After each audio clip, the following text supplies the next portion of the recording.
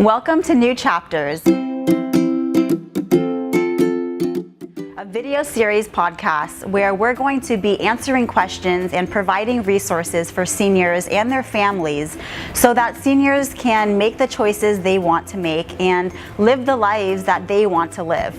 We are here with Rick Borg, estate planning experts and attorneys, to discuss some of the nuances and help us clarify some of the issues that people are often concerned about when it comes to estate planning.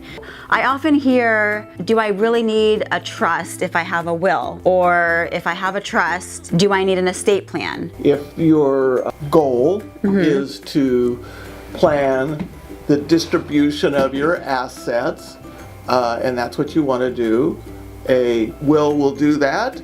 The thought is that maybe that would go to probate court, but if your entire estate is less than $150,000 and doesn't have real estate in it, it will pass by an affidavit. There is no real need for a trust for that purpose. So what is an estate plan? What does that consist of?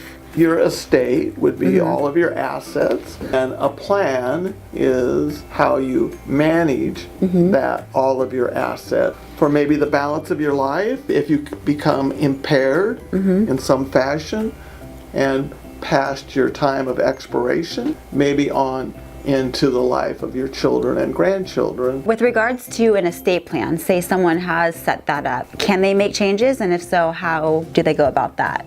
California law welcomes changes to the age of 65. It's important for people to make their estate plans before they get into their most senior years, because that's how some of these disputes arise, is people were in their 90s and they're making sudden changes to their estate plan and leaving it to the caregiver, for example, because they're closely aligned with that person in their last years. Right.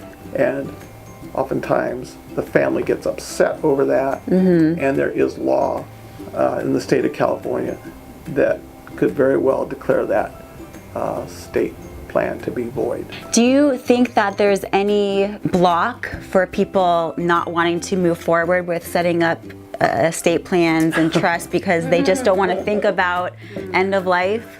I would say there's two kind of clients. You have the client that's very organized, that wants to have everything in place, and they do everything they're supposed to do. And then you have the other client that doesn't want to deal with it, and they don't want to think about those things. They don't want to think of end of life. The County of San Diego may impose a conservatorship over me and my assets. If I have a trust and they know I have a trust, they will not do that. Because they know the trustee will be responsible to step in. That is, I think, one of the best and grandest benefits of a trust and the estate plan. Because sometimes real estate that has a lot of deferred maintenance, it's actually better to pass that property through a probate because there is no comeback on the trustee. Whereas if a trustee sells that in a trust, he may then distribute the money, and the buyer finds out pulls up the carpet, the buyer sues the trustee, and he's already distributed the money. Right. There are situations